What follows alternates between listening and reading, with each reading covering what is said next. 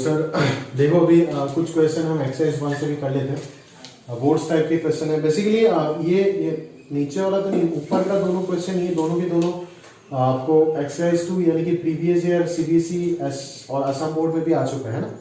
तो ये previous year questions है और काफी रिपीट होता रहता है और इम्पोर्टेंट है बोर्ड के लिहाज से। पहले ये मेंस में भी आया था और आप ध्यान से देख सकते हो कि अगर ये सब मेंस में या फिर एडवांस में तो पूछेगा नहीं, अगर मेंस में पूछा जाता है तो आप सिंपली इसको करके निकाल सकते हो कि देखो मतलब चेक करना है कि मैनी वन है या वन वन है। तो एन अगर इवन है तो आंसर n+1 तो ऑड ही मिलेगा, है ना। डोमेन है आपका होल नंबर, तो n अगर इवन है, इवन अगर होता है तो 1 से स्टार्ट होगा, 1 3 5 7 ये सब मिलेगा। और अगर ऑड है तो 1 से स्टार्ट होगा तो 1 2 1 3 5 7 पुट करने से 0 2 4 6 ये सब मिल जाएगा। तो एक की करस्पॉन्डिंग एक ही आपको आउटपुट मिल रहा है, तो ये 1 1 है। और साथ ही साथ आपको ये भी पता चल रहा है कि अगर मेंस में आया तो एग्जामाइन लेके देगा, शो दैट नहीं बोलेगा। और आपको ऑन टू अगर चेक करने के लिए आप सोचोगे तो आप ये भी सोच पाओगे कि इवन होने से सारे ऑड मिल रहा है, ऑड होने से सारे इवन मिल रहा है, तो मतलब पूरा पूरा होल नंबर का सेट तो मिल ही रहा है ना, नेचुरल नंबर तो मिल ही रहा है और जीरो भी मिलेगा। देखो ना, अगर आप n का वैल्यू ऑड जैसे 1 पुट करोगे तो 0 मिल जाएगा। तो पूरा पूरा कोडोमेन मिल रहा है, रेंज इक्वल टू कोडोमेन है तो फंक्शन ऑन टू भी हो जाएगा, यानी कि आपका ये फंक्शन बाइसेक्शन होगा, बाइसेक्टिव होगा। ठीक है, एफ इज ए बाइसेक्शन। ठीक है, ये तो आप देख के ही निकाल सकते हो, ये सब भी आप देख के कर लोगे। ठीक है, ये सब कुछ नहीं है, मेंस पॉइंट ऑफ व्यू से सब कुछ नहीं है, एकदम सिंपल है। बट बोर्ड में आपको हाँ लिखना पड़ेगा और लिखने का तरीका आपको आना चाहिए अच्छे से। तो दिखा के दे रहा हूँ कैसे लिखना है। ठीक है, मार्कर पेन भी खत्म हो गया, ये भी खत्म। चलो पहला वाला देखते हैं। आपको क्वेश्चन में ये पूछा गया है कि नेचुरल यूनियन 0 से लेकर के आप कहाँ पे जाओगे, नेचुरल यूनियन 0 तक। ठीक है, एंड fn जो है आपके पास वो कुछ इस प्रकार से है, n+1 इधर n-1 if n is even, और इधर है आपका इफ n इज ऑड। समझ आता है मेरी बात? ठीक है ना। तो f इज ए बाइसेक्शन आपको प्रूफ करना है। अभी आप क्या करोगे, देखो यहाँ पे इवन ऑड का फंडा है ना, तो अगर आप डोमेन से एलिमेंट को पिक करते हो, ठीक है, तो 2 एलिमेंट आप पिक करोगे, बट उन दोनों एलिमेंट में अभी मसला हो गया क्या कि क्या पता दोनों के दोनों इवन हो जाए, क्या पता दोनों के दोनों ऑड हो जाए, है ना। fx1 = fx2 एज्यूम करके for all x1, x2 belongs to domain लिखते थे ना, वो x1 x2 डोमेन में है, मतलब अभी तो ऑड इवन का लफड़ा है ना, डिफाइंड फंक्शन है, तो दोनों के दोनों इवन हो सकते हैं, दोनों के दोनों ऑड हो सकते हैं, एक इवन एक ऑड, एक ऑड एक इवन हो सकता है। तो यहाँ पे आपको क्या कर जाना पड़ेगा, केसेस बनाने पड़ेंगे। सबसे पहले आप लिख लो, late n1, n2 let n1, n2 belongs to whole number set, that is the domain, be any element। ठीक है, अभी आप केस 1 लिख लो, if n1 and n2 both are even, तब क्या होगा देख लो। देन आप सबसे पहले एज्यूम क्या करोगे, f(n1) = f(n2), यानी कि n अगर इवन है तो ये रूल चलेगा, तो n1 + 1 = n2 + 1, तो यहां से कैंसिल आउट होके n1 = n2 प्रूफ हो जाएगा, इसमें कोई दिक्कत तो है नहीं। ठीक है, और आगे अगर मैं सोचूं तो आप यहाँ पे ये बोल सकते हो कि केस 2 अगर आप कंसीडर करोगे सर कि if n1 and n2 both are odd हो जाएगा, तब अगर ऑड हो गया तो भी कोई दिक्कत नहीं कि f(n1) = fn2, इस जगह से आपको मिलेगा n1 - 1 = n2 - 1, क्योंकि n ऑड है तो ये वाला फंक्शनल रूल चलेगा तब, तो यहां से n1 = क्या आ जाएगा, n2 आ जाएगा। ठीक है, अभी केस 3 पे आप सोचो थोड़ा, केस 3 पे आप सोचो कि आप ये बोलोगे कि देखो अभी अगर एक ऑड है और एक इवन है, मान लिया n1 इवन है और n2 ऑड है, तो fn1 क्या आ जाएगा, n1 + 1, और fn2 क्या आ जाएगा, n2 - 1, तो n1 - n2 या फिर n2 - n1 का वैल्यू 2 आ जाएगा, तो उस जगह से आप n1 और n2 इक्वल नहीं दिखा पा रहे हो।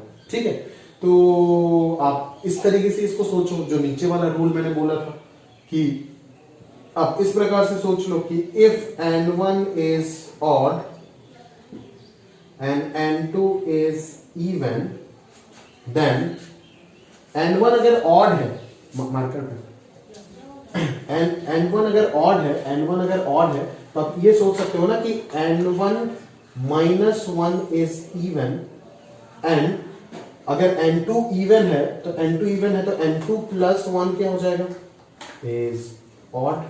समझ में आ रहा है ना?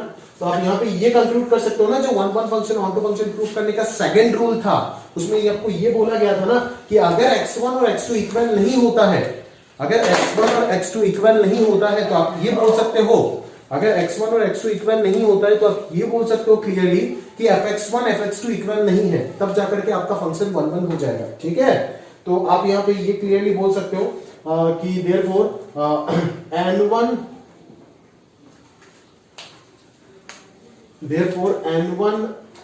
not equal to n2 implies n1 plus 1 not equal to n2, n1 minus 1 not equal to n2 plus 1। क्यों? क्योंकि ये क्या है, ये अपने आप में एक इवन है। n1 n2 क्यों इक्वल नहीं है? Because n1 is odd and n2 is even. अगर n1 ऑड है और n2 इवन है तो दोनों अनइक्वल होगा। तो n1 माइनस 1 जो इवन हो गया और n2 प्लस 1 जो ऑड हो गया वो भी तो इक्वल अनइक्वल होगा ना, वो भी तो इक्वल नहीं हो सकता। तो यहां से ये ऑड हो गया तो इक्वल नहीं हो सकता, क्योंकि ऑड इवन तो इक्वल नहीं है। तो यहां से आपको इजीली मिल गया कि f of n1 is f of n1, अगर n1 ऑड है हाँ, is not equal to f of on2। ठीक है, जो कि एक ऑन वन फंक्शन का पहचान है।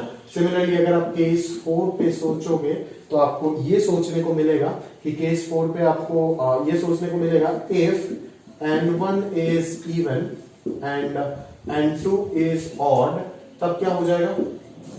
तब आप ये बोल सकते हो देन n1 अगर इवन हो गया तो n1 plus 1 is odd and n2 minus 1 is क्या हो जाएगा? इवन हो जाएगा। समझ में आ रहा है ना? therefore n1 not equals to n2 implies n1 plus 1 not equals to n2 minus 1 implies f of n1 not equal to f of n2। समझ में आ रहा है ना? तो ये दोनों भी 1 का डेफिनेशन है, ये दोनों भी 1 का डेफिनेशन है। तो ओवरऑल आपको यहाँ पे मिल चुका है therefore fn is a 1-to-1 function. ठीक है, therefore fn is a 1-to-1 function. अगर आप लिखना चाहते हो चारों केस में ही लिख सकते हो fn is 1-1-1-1-1-1, और नहीं तो आप आखिरी में जाकर के भी कंक्लूड कर सकते हो। ठीक है, अभी ऑन टू वाला पार्ट एक बार देख लेते हैं फटाफट, है ना? ऑन टू वाले पार्ट के लिए कुछ नहीं करना है, डायरेक्टली आपको पता ही चल रहा है इवन के लिए आपको ऑड मिल रहा है, ऑड के लिए इवन मिल रहा है, तो उसी चीज को आपको लिख देना है। सबसे पहले आपको एलिमेंट कहां से पिक करना होता है? सबसे पहले आपको एलिमेंट पिक करना होता है कोडोमेन से। ठीक है, तो आप सबसे पहले ये कंसीडर करो कि let n belongs to natural union 0 be any element.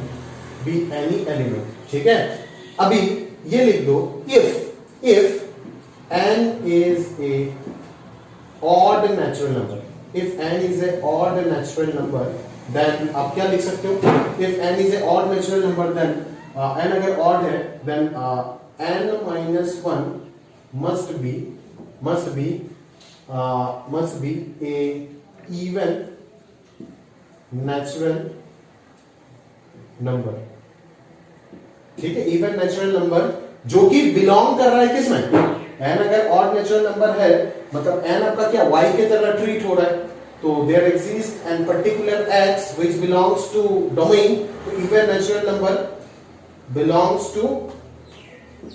To क्या लिख दोगे? n यूनियन 0, क्योंकि ये क्या है आपका डोमेन है। समझ में आ रहा है ना? सच दैट आपको ये दिखाना पड़ेगा कि fx इक्वल टू y है, दैट इज f ऑफ, ये पुट करो n-1। यहाँ पे n-1 क्या होगा?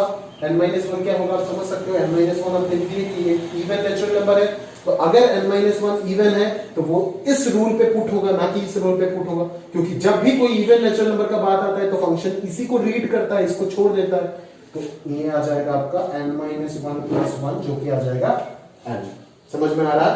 Again if n is a even natural number, ठीक है ना, ये सब आप लिख देना, then n plus 1 जो होगा, n अगर even natural number है तो n plus 1 क्या होगा? must be must be a odd natural number, must be a odd natural number belongs to, क्योंकि वो भी तो डोमेन में ही होगा ना, odd natural number जो भी आएगा वो भी तो डोमेन में ही होगा, ठीक है, such that f of n plus 1, और अभी ये odd natural number है तो अभी फंक्शन किसको रीड करेगा, इसको रीड करेगा, मतलब x की जगह पे n plus 1 पुट करोगे और -1 तो आंसर आ गया n, तो दोनों तरफ से आपको n मिल गया, therefore आप लिखोगे every element of codomain, therefore every element of codomain whole number must have a pre-image in this domain, समझ में आ रहा है ना, therefore आपका fn जो है वो क्या है, onto है, therefore जो fn जो है वो क्या है, onto है, समझ में आया ना, तो ये इस प्रकार से आपका हो गया इसका सॉल्यूशन, ठीक है। अभी आप आगे के क्वेश्चन देखो कि किस प्रकार से हम करते, बोर्ड्स में आपको इतना लिखना पड़ेगा सर, इसीलिए मैंने लिखा के दे दिया एक साथ, समझ सकते हो, लिखना इतना भी मुश्किल नहीं है, बट किसी को टफ लग जाता है ना, तो आप प्रैक्टिस कीजिएगा इस प्रकार से लिखने का, तो हो जाएगा आपसे, ठीक है ना सर, बोर्ड में से लिखना पड़ेगा आपको। चलो आगे हम सोचते हैं,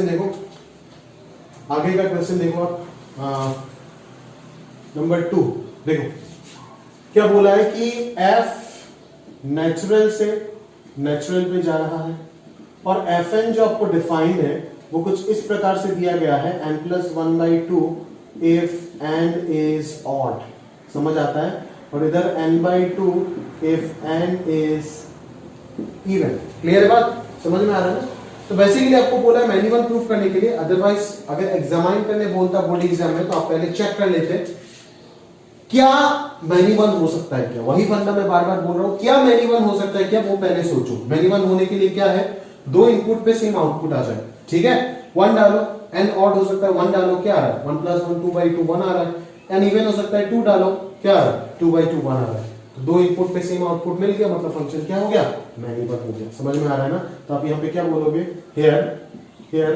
f of 1 is equal to 1 + 1 divided by 2, because 1 is odd, तो फंक्शन जो है इस फंक्शन को रीड करके इसको छोड़ देगा, इसीलिए मैंने 1 + 1/2 लिखा, तो इसका आंसर 1 आ रहा है, और f of 2 जो होगा वो हो जाएगा आपका 2/2, वो 1 आ रहा है, therefore आप क्या बोलोगे, f of 1 is equal to f of 2, but 1 जो है वो 2 के इक्वल नहीं है, तो ये कंट्राडिक्शन दिखा दिए, तो आप यहाँ पे कंक्लूड कर सकते हो, therefore f of 1 is a many to one function, is a many to one function, समझ आ गया ना, ठीक है। अभी ये तो हो गया आपका इंजैक्टिविटी, है ना, अभी आपका सेकंड पार्ट जो है सब्जेक्टिविटी, यानी कि ऑन टू इनटू चेक करना, वो आप चेक कर लो, ठीक है। आप क्या कर सकते हो यहाँ पे, कोडोमेन से कोई भी एलिमेंट पिक करोगे, ठीक है, सबसे पहले आपको लिखना पड़ेगा late n belongs to capital N be any element, वही वापस यहाँ पे ऑड इवन का लफड़ा है, तो आप सबसे पहले n को ऑड मानोगे, है ना, if n is a odd natural number, then n is equal to, आप मान लो यहाँ पे 2r -1 मान लो, चलो 2r -1 मान लो, क्योंकि n का वैल्यू यहाँ पे नेचुरल नंबर दे रखा है ना, तो n का वैल्यू अगर मैं 1 से r का वैल्यू भी अगर फॉर ऑल यहाँ पे r का वैल्यू अगर नेचुरल बोल देता हूँ तो काम चल जाएगा, बट अगर मैं यहाँ पे 2r + 1 लिख देता तो मुझे यहाँ पे 0 से स्टार्ट करना पड़ता, 1 मिलने के लिए होल नंबर देना पड़ता, ठीक है ना, तो यहाँ पे आप 2r -1 से काम चला लो, और 2r -1 से अगर काम चलाओगे तो आपको यहाँ पे क्या मिल जाएगा, r नेचुरल मिल जाएगा, ठीक है, बट अगर 2r + 1 लिख दोगे तो यहाँ पे r आपको क्या लिखना पड़ेगा, होल नंबर लिखना पड़ेगा, क्योंकि 2r + 1 पे अगर 1 से स्टार्ट करोगे तब तो आपका वैल्यू 3 से स्टार्ट होगा ना, इसीलिए तो देयरफॉर आपको fn जो मिल रहा है यहाँ पे ठीक है, n is odd natural number then n is equal to 2r minus 1 for all r belongs to natural number. सही है। अभी आप क्या निकाल रहे हो, fn निकाल रहे हो, है ना। then n is equal to 2r minus 1 for all r belongs to natural number। सही है। such that f of n कितना होगा आपका, यहाँ पे ऑड है तो कौन सा फंक्शन रीड होगा, ये वाला फंक्शन रीड होगा, तो n प्लस 1/2 हो जाएगा, यानी कि 2r minus 1 plus 1/2 is equal to 2r/2 जो कि आ जाएगा r, बिलोंग कर रहा है नेचुरल नंबर पे। यहाँ पे आप देखो कि ऑड जब आप पुट करते जाओगे, पहला बार आपको 1 मिल रहा है, फिर 3 पुट करोगे तो आपको 2 मिलेगा, फिर 5 पुट करोगे तो आपको 3 मिलेगा, यानी कि इस जगह पे भी आपको सारे के सारे नेचुरल नंबर मिल रहा है जो कि डोमेन है, और इस जगह पे भी आपको सारे के सारे नेचुरल नंबर मिल रहा है जो कि डोमेन है। समझ में आ रहा है ना, है ना। तो कहने का मतलब ये है कि कहने मतलब हाँ वही, मतलब सेम वैल्यू, डोमेन का सेम वैल्यू के लिए आपको इधर इस वाले रूल के भी लिए, मतलब इस रूल के लिए भी आपको क्या मिल रहा है, सारे के सारे नेचुरल नंबर मिल रहा है, n मिल रहा है ना, और इस रूल के लिए भी सारे के सारे आपको n मिल रहा है। तो ये किसका पहचान है, मैनिपल का पहचान है। समझ में आ रहा है, बट एलिमेंट तो सारे के सारे रिलेट हो रहा है ना, तो और क्या चिंता है। ठीक है, तो fn is equal to n plus 1/2 equal to 2r minus 1 plus 1/2, तो ये 2r/2 हो गया, तो r आ गया जो कि बिलोंग कर रहा है किसमें, नेचुरल नंबर है। ठीक है, अगेन आप क्या बोल सकते हो यहाँ पे, अगेन आप क्या बोलोगे यहाँ पे, if n is a even natural number, if n is a even natural number, then जो आपका n हो जाएगा वो क्या हो जाएगा, 2r हो जाएगा। n जो हो जाएगा वो क्या हो जाएगा, 2r हो जाएगा ना, जहां पे r को मैं क्या बोल दूंगा, नेचुरल नंबर बोल दूंगा। समझ में आ रहा है ना मेरे बात। सच दैट f of n जो होगा वो क्या हो जाएगा आपका, n/2 हो जाएगा, यानी कि 2r/2 जो कि आएगा r belongs to natural number. तो किसी भी चीज पुट करने से आपको r ही मिल रहा है, नेचुरली मिल रहा है, तो आप क्या बोलोगे, therefore every element of codomain has a pre-image in the domain natural number जो कि ऊपर से प्रूव्ड है, therefore f of n is an onto function। समझ में आ गया ना, क्लियर है। चलो, तो इसी के साथ साथ हम आगे की ओर बढ़ते हैं और अगला क्वेश्चन की तरफ भागते हैं। आप नोट कर लीजिएगा पॉज करके।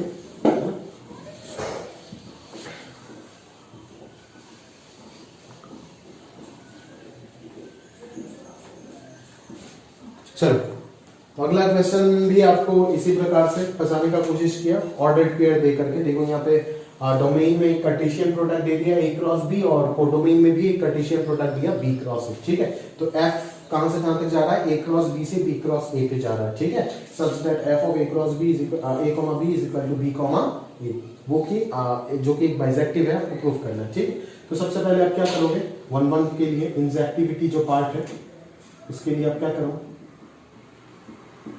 Late f of a1, b1 is equal to क्या मानोगे, f of a2, b2 for all a1, b1 and a2, b2 दोनों का किसका एलिमेंट होना चाहिए, डोमेन का। डोमेन कौन है, a क्रॉस b। तो इस फंक्शनल रूल क्या है, इस फंक्शन का रूल क्या है, b1, a1 और इधर क्या आ जाएगा, b2, a2। समझ में आ रहा है। तो यहां से आपको मिल गया क्या, कि दो ऑर्डर्ड पेयर इक्वल कब होता है, आपको अच्छे से पता है, जब पहला एलिमेंट इक्वल हो और दूसरा एलिमेंट कोरिस्पॉन्डिंग इक्वल हो। तो यहां से आप ये भी तो बोल सकते हो ना कि a1, b1 भी किसके इक्वल हो जाएगा, a2, b2 के इक्वल हो जाएगा। एम्प्लाइज देकर ही लिख लो, ठीक है ना। अगर b1 और b2 इक्वल है, a1, a2 इक्वल है, तो ये दोनों ऑर्डर पेयर भी तो इक्वल होगा ना। तो इनडायरेक्टली आपको क्या मिल गया, f of a1, b1 is equal to f of a2, b2 imply a1, b1 is equal to a2, b2 for all, मतलब ये दोनों ऑर्डर पेयर फॉर ऑल, ये लाइन चिपका देना है यहाँ पे, है ना, हो जाएगा। देयरफॉर आपको क्या पता चल गया, f of a, b is a is equal to लिख देना b, a is a 1-to-1 function. ठीक है, अभी अगर मैं सर्जेक्शन का बात करूं, सर्जेक्टिविटी का अगर मैं बात करूं, तो आप यहाँ पे देख सकते हो, सबसे पहले आपको कोडोमेन से एलिमेंट पिक करना होगा। तो आप यहाँ पे कोडोमेन से एलिमेंट पिक करो। लेट कोडोमेन का एलिमेंट क्या बी क्रॉस है ना, तो बी कॉमा ए होगा, belongs to b cross a, b any element of codomain, therefore b belongs to क्या हो जाएगा बी और ए बिलोंग्स टू ए है। ये तो ऑर्डर पेयर का रूल है, डेफिनेशन है, उससे तो आप समझ सकते हो कि पहला एलिमेंट पहला सेट से आएगा और दूसरा एलिमेंट दूसरा सेट से आएगा। वही है आपका डेफिनेशन ऑफ ऑर्डर पेयर। अगर बी बिलोंग्स टू बी है और ए बिलोंग्स टू ए है तो ए कोमा बी जो ऑर्डर पेयर होगा वो ए क्रॉस बी में होगा, ठीक है। और वही आपको प्रूफ करना था ऑन टू फंक्शन के लिए, समझ में आया ना। तो A comma B belongs to A cross B हो गया, देयरफॉर आप क्या कंक्लूड कर दो, therefore for each and every element of B cross A we have A comma B belongs to A cross B, समझ में आया ना। such that ये such that वाला पार्ट आपको नीचे लिखना होगा, f of a comma b is equal to b comma a, therefore आपका फंक्शन जो है f of a comma b is equal to b comma a is an onto function, ठीक है। तो इस प्रकार से आप ये प्रूफ कर सकते हो बोर्ड्स में, ठीक है। तो ये सारी चीज आपको अच्छे से प्रैक्टिस करके समझना पड़ेगा। समझा के तो दे दिया, अगर कोई कंफ्यूजन है तो फोन करके पूछो, और अगर सब कंफ्यूजन नहीं है तो आप प्रैक्टिस कर लो और अच्छे से तैयार कर लो फॉर द फाइनल एग्जाम्स, है ना। और मैं ये चीज आपको बताना चाहता हूँ, जैसे उधर भी एक आज का स्टार्टिंग में ही क्वेश्चन कराया था, उसमें ये वाला पार्ट शायद मैंने नहीं बोला था, तो आप ये नोट कर लीजिएगा, है ना, कि मैं इरेज कर देता हूँ ये वाला पार्ट, लिख लेना पॉज करके। जैसे आप देख सकते हो कि उधर भी आपको ये चीज ध्यान देना पड़ेगा कि एक क्वेश्चन नहीं था कि जैसे f(x) is equal to 1 by 1 plus x square था, है ना, f colon r to r था। मान लो r टू r ना देकर के अगर वही चीज दे देता है जहां पे वो 1 1 होता है या फिर 0 से इंफिनिटी, ठीक है। तो ऑन टू वाला पार्ट में जो लास्ट में हमारा आ रहा था ना कि x is equal to plus minus under root 1 minus y by y, सही है। तो उसके बाद आप लिख रहे थे ना कि फॉर ऑल सब कुछ एक्सप्लेन करने के बाद y belongs to codomain we have, तब तो आपको x मिल जाएगा ना, माइनस इंफिनिटी से 0 अगर हो जाता है तब तो सॉरी ये r हो जाए, इसमें कोई दिक्कत नहीं, हमें तो कोडोमेन चेंज करना होगा। अगर ये ऑन टू होना है, तो इसको मैं 0 से 1 बना देता हूँ, ठीक है, तब तो ये ऑन टू हो जाएगा। जब ये ऑन टू होगा तभी आपको ये सच वाला पार्ट ऐड करना होगा, ठीक है, अदरवाइज जरूरत नहीं।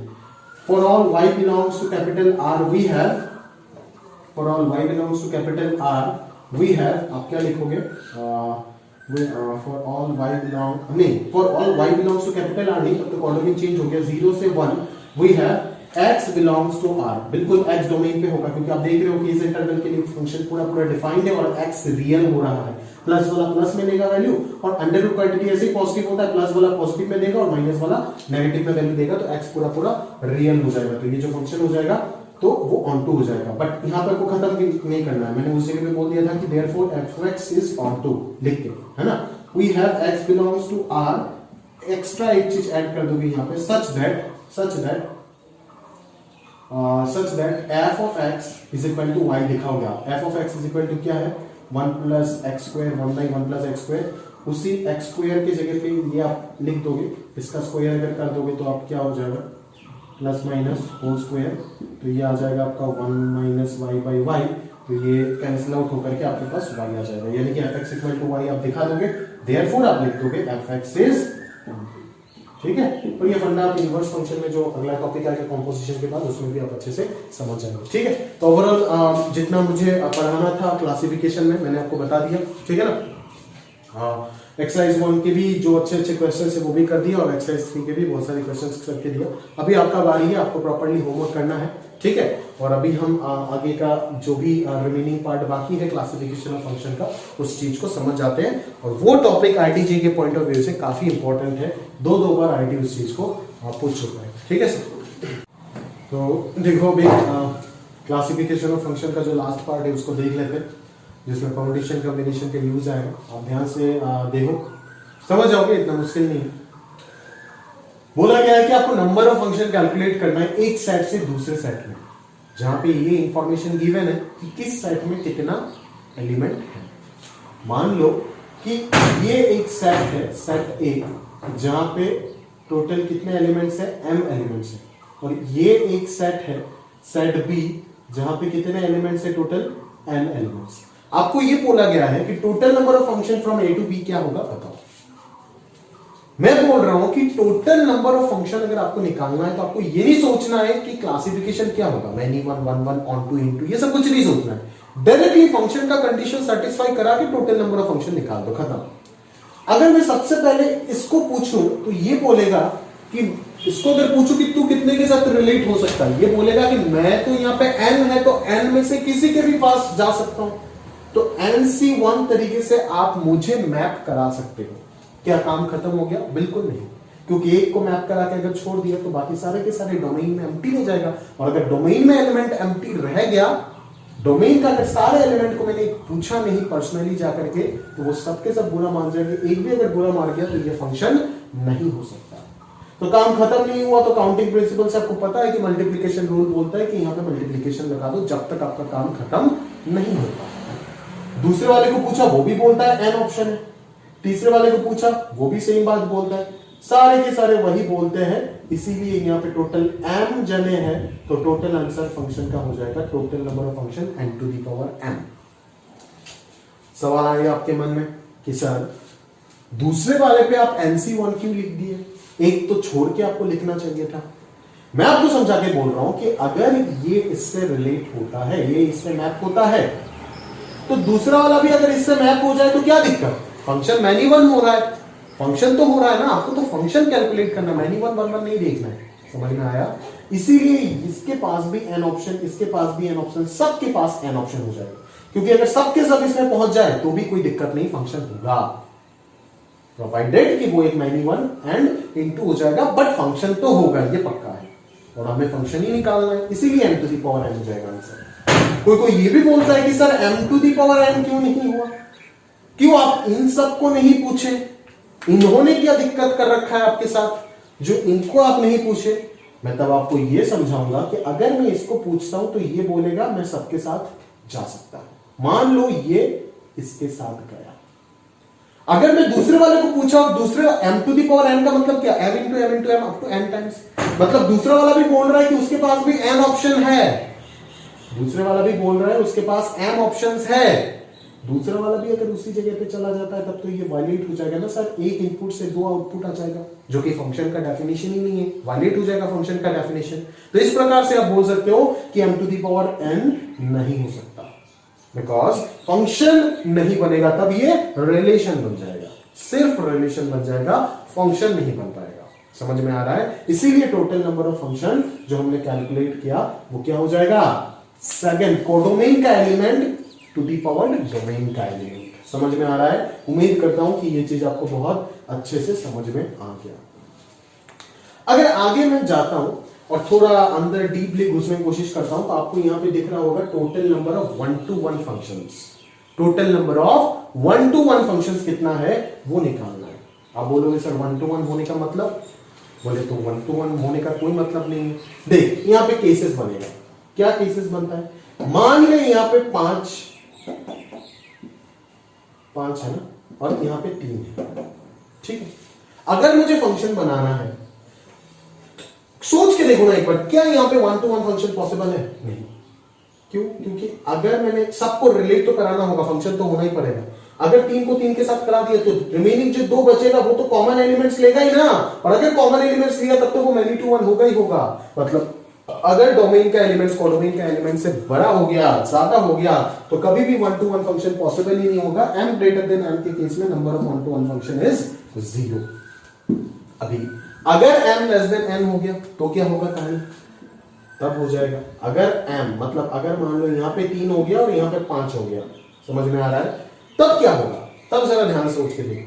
तब ये होगा कि तब अपन बोलेंगे 1-to-1 करना है ना, तो यहां पे खाली रहने से तो कोई मतलब नहीं है, बट कंडीशन है कि यहां पे खाली नहीं होना चाहिए और यहां पे सारे के सारे एक से एक यूनिकली रिलेट होना चाहिए। यूनिकली मतलब उसका मतलब कि एक से एक आउटपुट आना चाहिए, एक इनपुट से एक आउटपुट आना चाहिए। तो मैं बोलूंगा कि क्यों ना आप इन 5 में से 3 को सिलेक्ट कर लो, जिन तीन को मैप कराना है उन तीन को सेलेक्ट कर लो। नहीं आ रहा है, समझ में आया ना? जिन तीन को मैप कराना है उन तीन को सिलेक्ट कर लो 5C3 वेज में। क्या काम खत्म हो गया? नहीं। क्यों खत्म नहीं हुआ? क्योंकि मैप कराना बाकी है, तो मैं बीच में क्या लगाऊंगा? इनटू लगा दूंगा, क्योंकि मेरा काम खत्म नहीं हुआ। By counting principle, multiplication rule. और उसके बाद जिन तीनों को, मान लो मैंने इनको इनको इनको सिलेक्ट किया, तो इन तीनों को इन तीनों के साथ मैप कराने का तरीका क्या होगा? ये इन तीनों के पास जा सकता है। इसके पास 3 ऑप्शन है, तो 3। मान लो ये इसके पास चला गया, 3 ऑप्शन है बट जाएगा तो एक के पास ही ना, दैट इज 3C1। अगर ये इसके पास चला गया तो ये इसके पास जा सकता है क्या? बिल्कुल नहीं, क्योंकि अगर ये इसके पास चला गया तो फंक्शन का डेफिनेशन वायलेट हो जाएगा। मतलब इसके लिए 2 ऑप्शन बचता है, 2C1 1C1। और वही चीज है आपका 3 फैक्टोरियल। 3 चीज को 3 जगह पे अरेंज करने का तरीका क्या है? 3 फैक्टोरियल। तो ओवरऑल ये हो गया 5P3। बट आपको पता है कि पूरा परमुटेशन चैप्टर में मैंने परमुटेशन का नाम नहीं लिया, कॉम्बिनेशन से ही पूरा चैप्टर को खत्म किया था। ठीक है, तो आप इसी प्रकार से चीजों को समझे। मैंने फॉर्मूले भी आपको उसी प्रकार से याद कराया, तो शायद ये बेहतर है। NPM के चक्कर में मत जाइए, NCM इंटू M फैक्टोरियल करिए तो समझ ज्यादा आएगा। ठीक है, परमुटेशन वगैरह समझने में उतना नहीं आता है, मुझे नहीं आता है, तो मैं अपना स्टूडेंट्स को भी समझाने कहूंगा, सीधा सीधा बात है। तो ये 5C3 इंटू 3 फैक्टोरियल, उम्मीद करता हूं कि ये टोटल नंबर ऑफ 1 1 फंक्शन भी आपको समझ में आ गया। क्लियर है? मैनी वन फंक्शन क्या होगा? जो 1 1 नहीं है वो मैनी वन है, यानी कि total number of function minus total number of 1 to 1 function, ये हो गया number of many one function. Clear है? उसके बाद आता है हमारा सबसे डेंजरस पार्ट, काफी दर्द होगा समझाने में, आपको भी समझने में काफी दर्द होगा। Onto function. Onto function का कैलकुलेशन कैसे किया जाता है? देखिए जरा ध्यान से, एक एग्जांपल लेते हैं और उसके हेल्प से आपको समझाने का प्रयास करते हैं। देखिए अपन ने यहां पे क्या किया, देखो अगर पहले मैं आपको बता देता हूं, अगर m n से छोटा है, अगर m n से छोटा है ना, मान लो यहां पे 3 है और यहां पे 5 है, तब तो ऑन टू फंक्शन होगा ही नहीं, क्योंकि 3 के साथ मैक्सिमम क्या हो सकता है? मैक्सिमम ये हो सकता है, या फिर इधर अगर मैनी वन हो गया तो ये इसके साथ जाएगा। एलिमेंट्स खाली तो जरूर रहेगा यहाँ पे, और अगर एलिमेंट्स खाली रहेगा तो ऑन टू फंक्शन पॉसिबल होगा ही नहीं। इसीलिए m लेस देन 0 पे number of onto function क्या हो गया? 0। अगर m इक्वल टू n हो गया, यानी कि 3 3 है, तो सिंपल सा लॉजिक है, इन 3 को 3 के साथ मैप करा दो। कितने तरीके से कर सकते हो? 3 फैक्टोरियल बेस में। समझ में आ रहा है ना? बस इन सारे एलिमेंट्स को इनके साथ मैप कराना है, यूज करना है, आगे तो आपका मर्जी। समझ में आ रहा है ना? और ये डेफिनेटली 1 to 1 भी होगा, पता चल रहा है।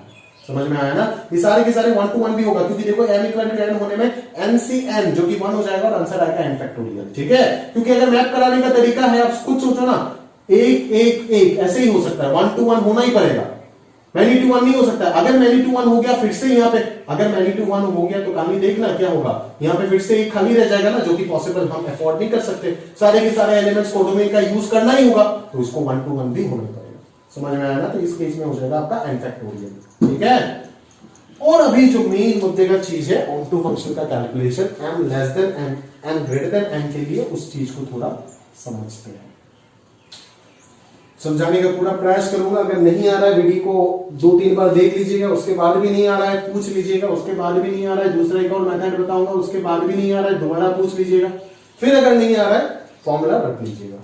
ठीक है, चलिए मान लेते हैं m greater than element n, मतलब यहाँ पे 5 मान लिया, यहाँ पे 3 मान लिया। प्रिंसिपल ऑफ इंक्लूजन एक्सक्लूजन है, थोड़ा बहुत डीप में जाएंगे, और आप इतना घबराइएगा मत, समझाने का पूरा कोशिश करूंगा, आप समझते जाइए।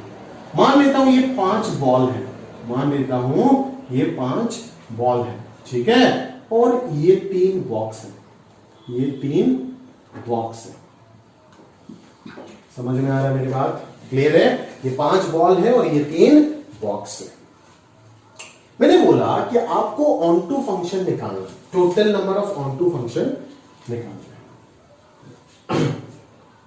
क्या हो सकता है? हम सबसे पहले यहां पे क्या करेंगे, टोटल नंबर ऑफ फंक्शन निकाल देते। कितना होगा? 3 से 5, 3 to the power 5 हो जाएगा टोटल नंबर ऑफ फंक्शन। बिल्कुल सही। अभी उस टोटल नंबर ऑफ फंक्शन से आप क्या करोगे, टोटल नंबर ऑफ फंक्शन से आप क्या करोगे, यहां पे देखो कुछ चीजें रिपीट हो रहा है। क्यों? मैं आपको दिखा देता हूं। मान लो 5 के 5 बॉक्स 1 में चला गया, तो बॉक्स 2 बॉक्स 3 तो पांचों के पांचों अगर बॉक्स 1 में चला गया वो फंक्शन तो हुआ ना, बट वो ऑन टू फंक्शन तो नहीं हुआ। मतलब इसमें कुछ एक्स्ट्रा केसेस हैं जो कि ऑन टू नहीं है, उन सबको आपको घटाना पड़ेगा। वही हो गया आपका principle of inclusion and exclusion. समझ में आया ना? तो क्या घटाए पहले उस चीज को सोचते हैं।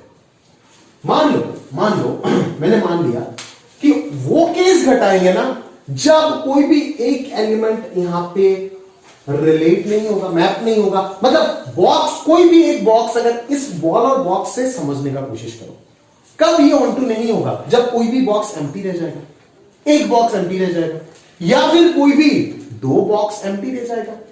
तीनों बॉक्स तो एम्प्टी हो नहीं सकता। क्यों? क्योंकि रेंज ही नहीं मिलेगा तो फंक्शन कहां से होगा? या तो एक बॉक्स, इस एग्जांपल के लिए अगर 4 कर देते हो तब 3 बॉक्स एम्प्टी हो सकता है। इस एग्जांपल के लिए या तो एक बॉक्स एम्प्टी वाला हटाना पड़ेगा और 2 बॉक्स एम्प्टी वाला हटाना पड़ेगा। समझ में आया? तो चलो सबसे पहले मान लेते हैं एक बॉक्स एम्प्टी वाला केस। मान लेते हैं बॉक्स 1 मेरा क्या है? एम्प्टी।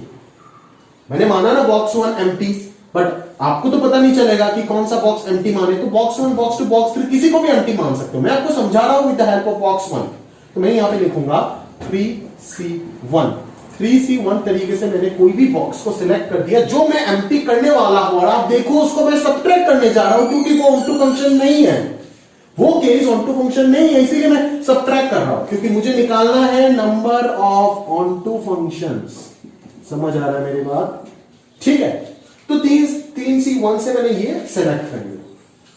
अभी कहानी देखिएगा, 2 बचा है। उन 2 बॉक्स में 5 बॉल को कितने तरीके से डाल सकते हैं? काम खत्म नहीं हुआ तो मल्टीप्लीकेशन 2 टू द पावर 5 तरीके से डाल सकते हैं।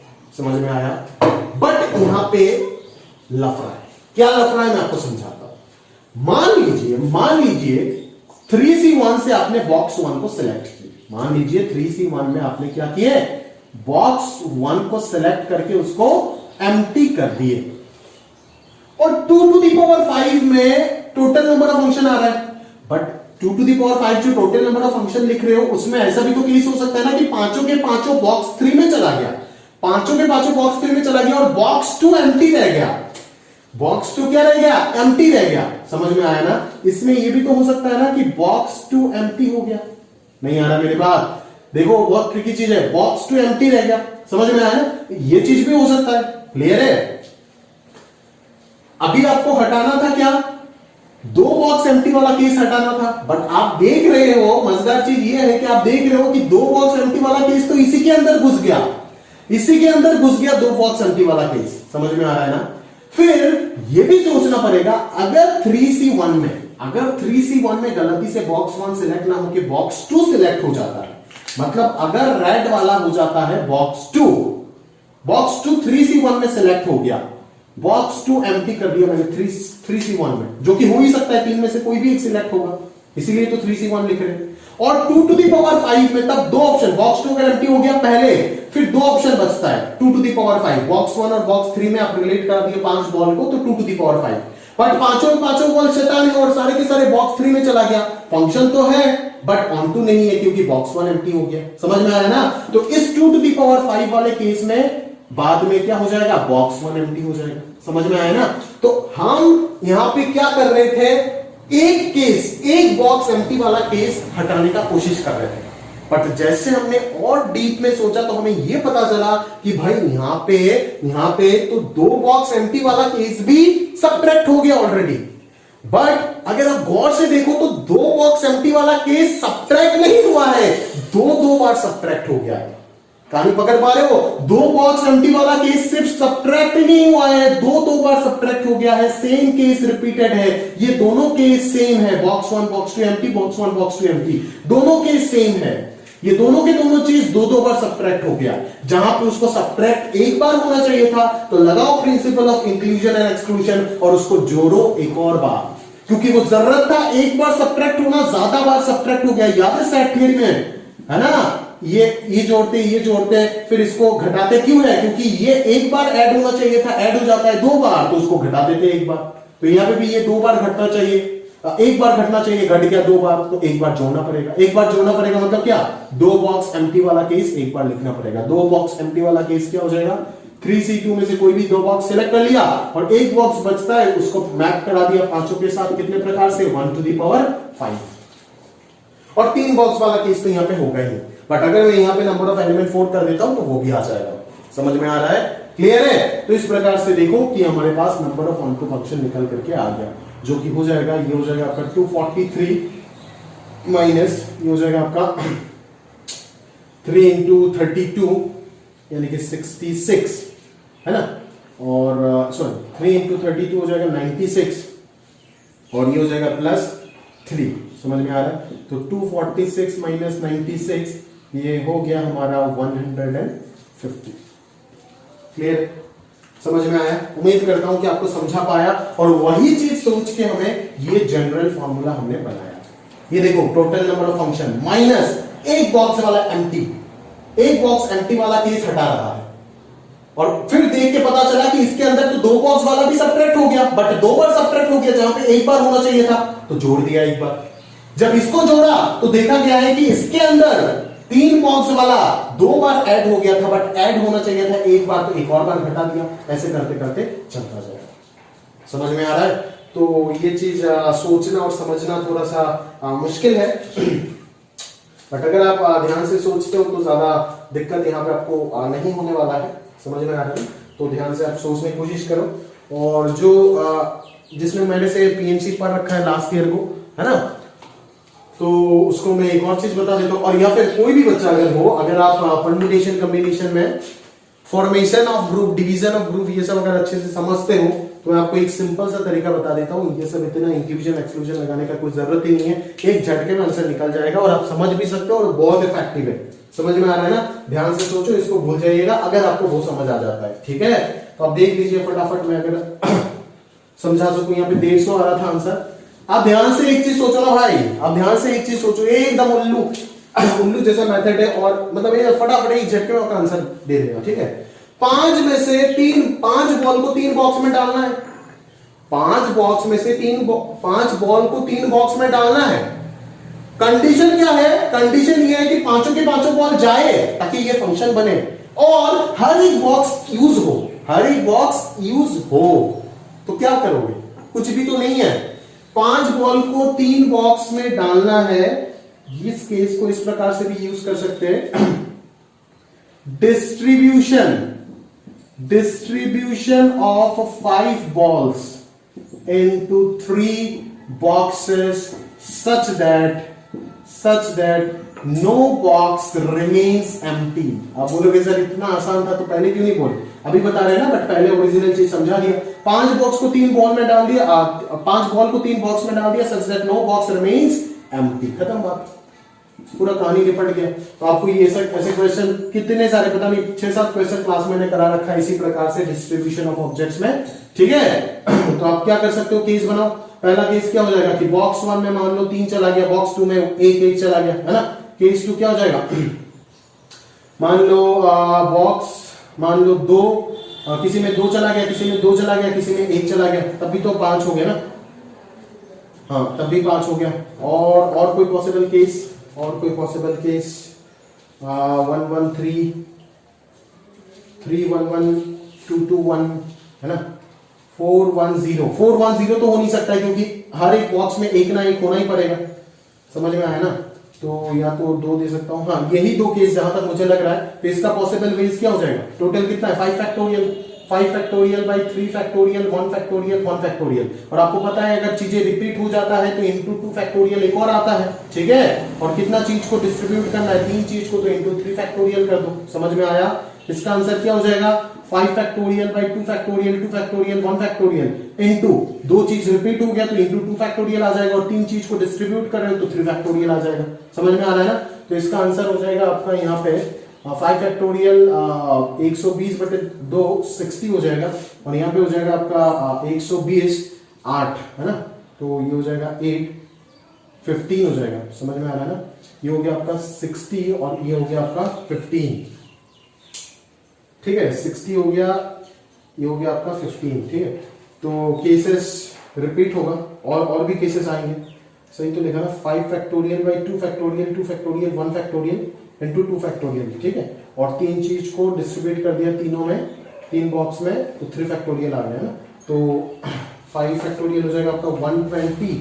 अच्छा यहाँ पे एक प्रॉब्लम हो जाएगा ना, 5 फैक्टोरियल बाई ये हो जाएगा 8, 2 2 2 8 हो गया, तो 120 बाई 8 कितना आ जाता है 1, और इधर आ जाएगा आपका 5, 15 ना, 15 और इधर 3 फैक्टोरियल हो गया 6, तो 6 इंटू 15 हो गया 90, और 90 और 60 जोड़ के आ जाएगा आपका 150।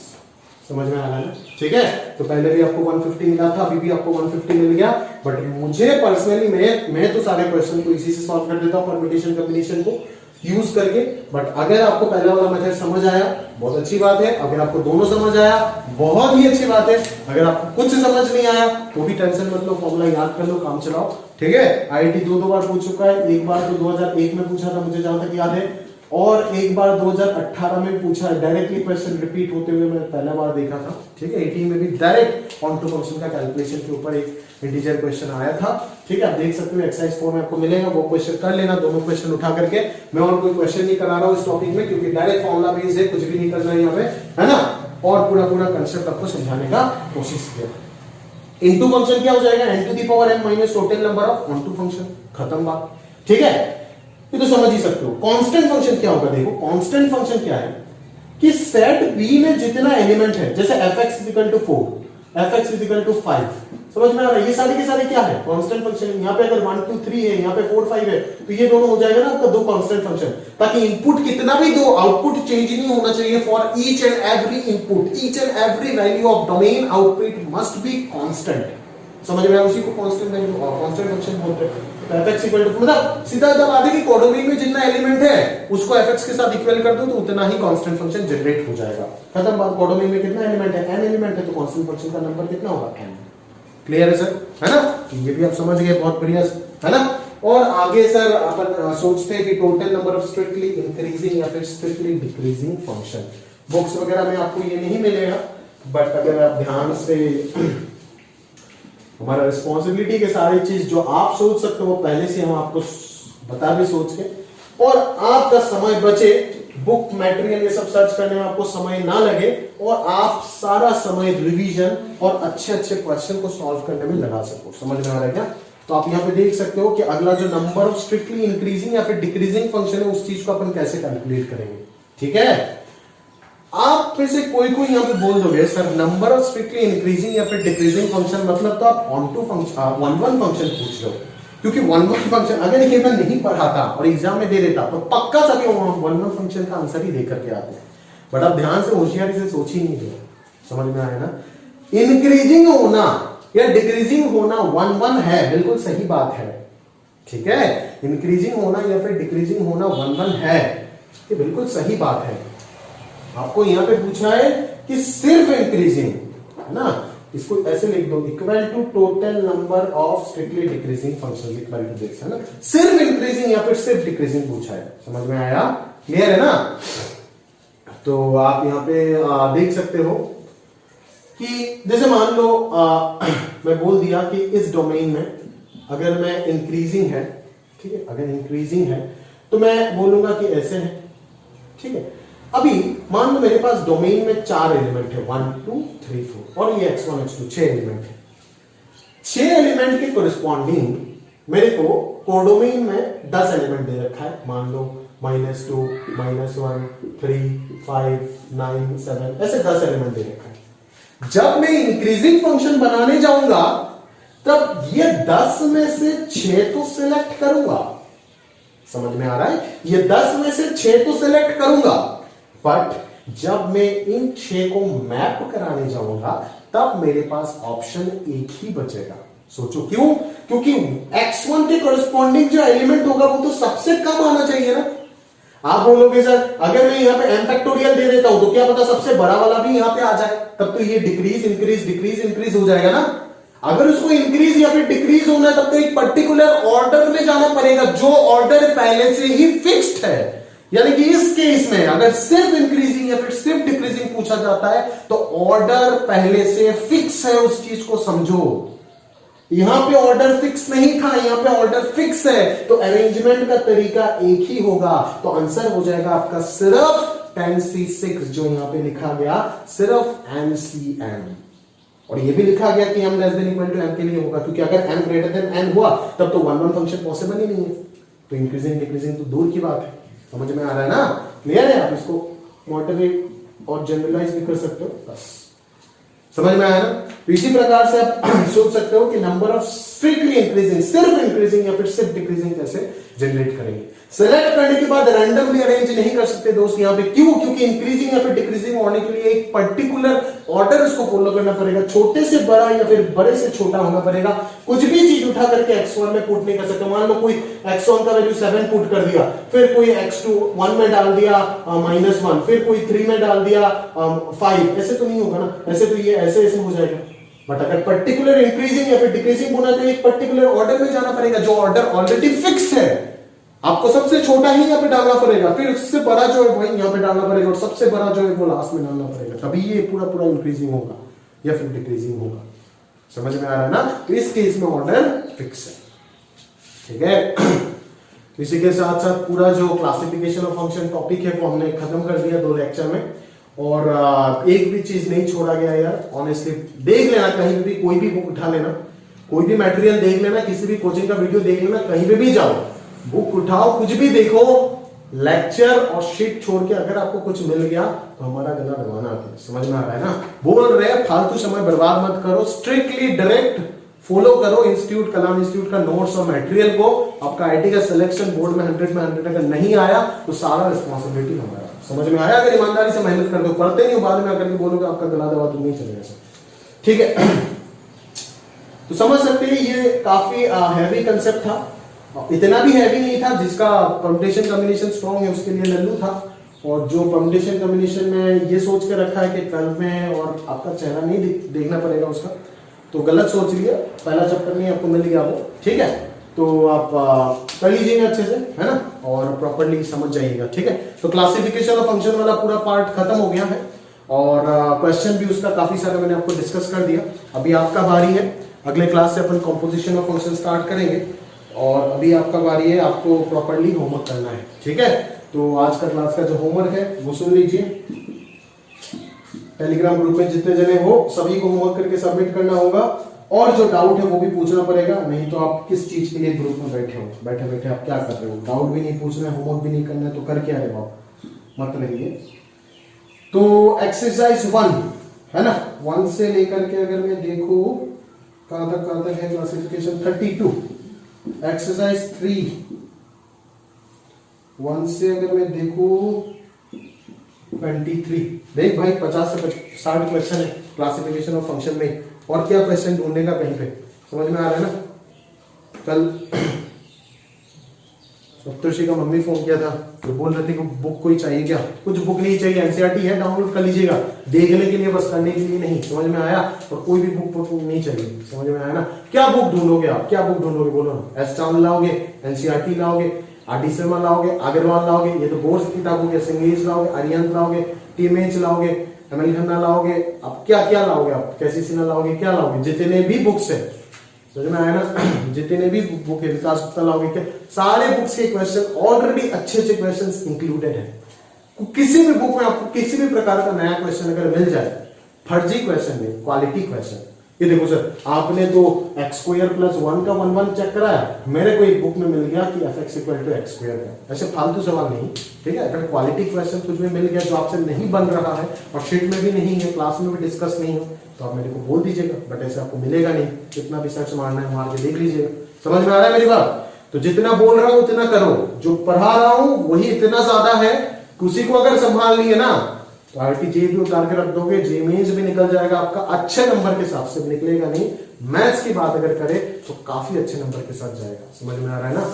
70-80% तक आप आराम से पहुंच जाओगे। समझ में आ रहा है? उसके बाद आपका मेहनत के ऊपर डिपेंड करता है।